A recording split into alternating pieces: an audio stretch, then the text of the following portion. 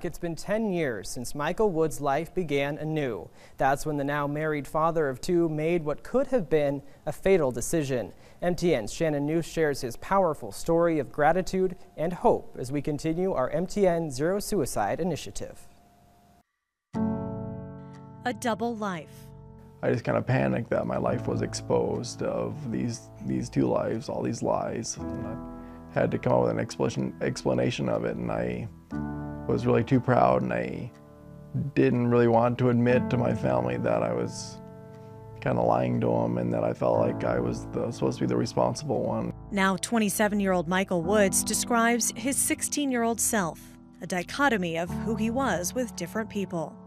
Coming to school either stoned or drunk or both, and just depending on, and it kind of created this barrier between my family and I, which it always seems to just snowball effect, where it was I was living these two lives where my family, I was the good boy, you know, like got good grades, and then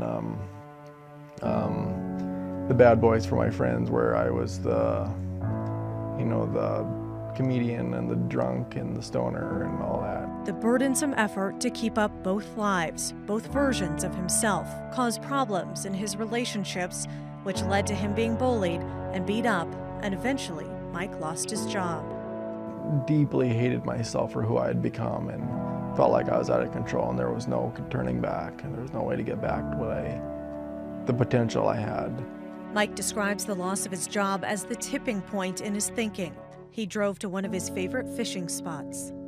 Parked there, and I was just smoking cigarette after cigarette, trying to calm down and figure out what I was going to do, and I just kind of realized how much I really hated myself, and I had thought of suicide off and on the past few years. And I had a split second of consciousness afterwards. Then he blacked out. The next thing he remembered was waking up in the hospital as doctors brought him out of an induced coma. What path of the bullet did the bullet take, and what parts of the brain did it really affect? If it hit only parts of my brain, that affects motor functions. Mike describes before and after his suicide attempt like night and day. His relationships, behavior, and attitude changed. He considers his survival a miracle. Since then, I've kind of realized how lucky I am, and it's really been a gift that I've been given and that I need to pass it on. And to help people really realize what I now see is that life is incredibly beautiful, and that you can't take anything for granted. He shares his renewed attitude and outlook with people of all ages across the state, giving presentations and hope, a plea for others who may be experiencing what he did to reach out and get help. Reach out for that help, take that first step, and it's only going to get better from there. In Great Falls, Shannon Newth, MTN News.